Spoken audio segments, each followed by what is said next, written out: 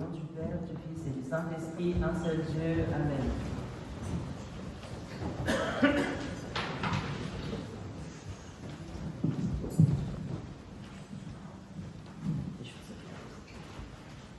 Un jour, Christ, il marchait avec une grande foule dans une toute petite ville qui s'appelait Naïm. Et pendant qu'il marchait, il y avait beaucoup de gens qui étaient avec lui. Les gens, ils étaient heureux. Et donc, ils arrivaient comme ça. Et de l'autre côté, il y avait un autre cortège avec d'autres gens mais qui étaient tristes. Est-ce que quelqu'un sait pourquoi cette autre foule de gens était triste? Si vous avez écouté l'évangile. Parce qu'il y avait quelqu'un qui était mort. Qui était cette personne qui était morte? C'était le fils de la veuve. Ça veut dire quoi, veuve? Ça veut dire quoi, veuve?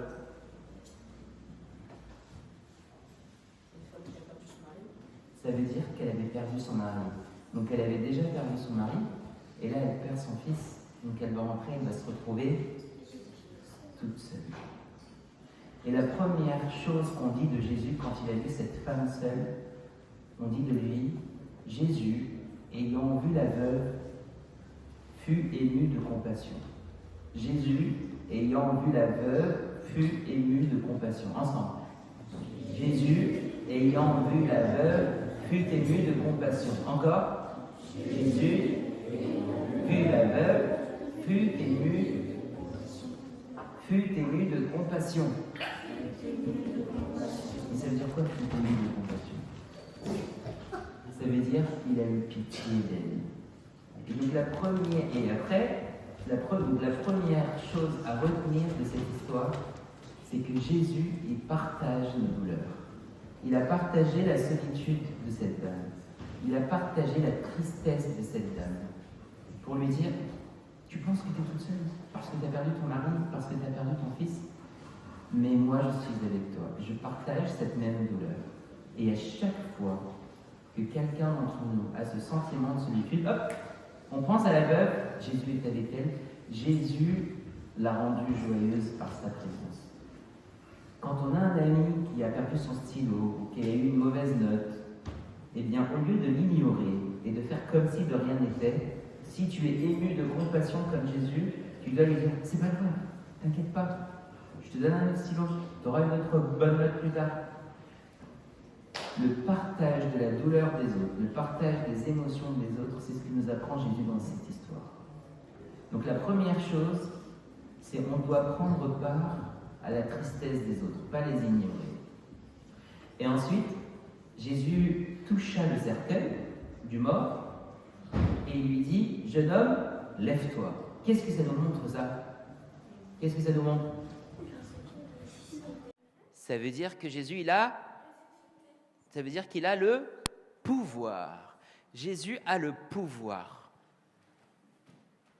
Il a le pouvoir de changer notre tristesse en joie. Parce que dès que l'homme fut levé, tout le cortège qui était triste, il est resté triste. Ils sont devenus heureux. Donc Jésus, il a transformé le deuil en joie. Le deuil, c'est la tristesse. Et dans notre vie aussi, Jésus a le pouvoir, pas de ressusciter un mort, mais de changer, de transformer notre tristesse en joie. Donc la première chose, Jésus partage la douleur. Première chose, Jésus partage la douleur. Et le verset, c'est Jésus, et l'ayant vu, fut ému de compassion. Vous avez une petite mémoire de poisson. Encore, Jésus, l'ayant vu, fut ému de compassion. Encore, Jésus, l'ayant vu, fut ému. Encore.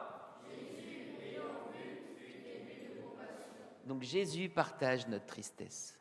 Et la deuxième chose, Jésus a le pouvoir de transformer la tristesse en joie. Première chose, c'est quoi? Ok. Deuxième chose, Jésus a le pouvoir de quoi?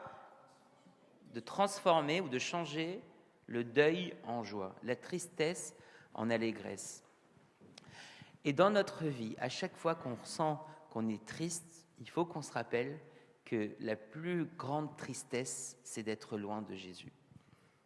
C'est ça finalement la plus grande tristesse. Les enfers, ce qui est douloureux dans les enfers, c'est d'être loin de Jésus. Et quelquefois, on a besoin d'une petite souffrance pour ressentir cette joie, comme la veuve. Si la veuve n'avait pas eu cette épreuve, elle n'aurait pas été sensible à l'amour de Jésus pour elle. Donc la première chose, c'est quoi? Deuxième chose. Ok. Et après, qu'est-ce qui est naturel? Quand il s'est passé ce miracle, les gens, qu'est-ce qu'ils ont dit? Il y a un grand prophète parmi nous. Et qu'est-ce qu'ils ont fait? Quand quelqu'un fait quelque chose de bien, qu'est-ce que tu lui dis? On ne dit pas bonjour, non? On dit merci. Et quand tout le monde a remercié Dieu en disant il y a eu un grand prophète parmi le peuple, eh bien ça nous apprend que tous les jours, on doit remercier Dieu pour quelque chose qu'il nous a donné. Et l'exercice, le très bel exercice que les pères nous donnent, c'est que tous les jours, tu choisis une chose pour remercier Dieu. Un jour, tu vas remercier Dieu pour tes parents. Un jour, tu vas remercier Dieu pour tes frères et sœurs. Remercier, ça ne veut pas juste dire merci pour papa, maman. Ça veut dire que tu vas prier pour eux. Tu vas dire merci Seigneur pour papa, maman. Donne-leur la santé. Bénis leur travail. Donne-leur de la patience avec moi. Bénis la famille. Le lendemain, tu vas prendre tes frères et sœurs. Sois avec eux dans leurs études. Fais qu'ils soient toujours heureux. C'est toi qui as le pouvoir de changer la tristesse en joie. Un autre jour, tu vas prier pour ta santé. Un autre jour, tu vas prier pour tes études. Un autre jour, tu vas prier pour tous les gens. Et en fait, un chrétien, c'est celui qui prie pour tout le monde par l'action de grâce. L'action de grâce, c'est le fait de dire merci. Vous savez comment on appelle quelqu'un qui ne dit pas merci? Quelqu'un sait en français? Un malpoli, quoi d'autre? Quelqu'un qui ne sait pas dire merci. Un ingrat. Le chrétien, il n'est pas ingrat. Le chrétien, il dit merci pour tout ce que tu nous as donné et pour tout ce que tu ne nous as pas donné. C'est pour ça que les chrétiens ils font comme ça quand ils disent « Nous te rendons grâce, Yann, et nous te remercions pour toutes choses, en toutes choses et de toutes choses. » Pourquoi on fait ça? Parce que quand on prend avec la main, est-ce qu'on prend comme ça ou on prend comme ça? On prend comme ça. Merci pour ce que tu nous as donné, ce qu'on prend. Et aussi, est-ce que je peux prendre avec ma main comme ça? Je ne peux pas. Et on dit merci aussi à tout ce que tu ne nous donnes pas. Peut-être que ce que tu ne nous donnes pas, c'est une protection pour nous.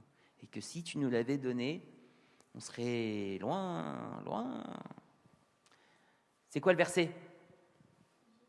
Jésus, fut ému de... Une dernière fois tout seul?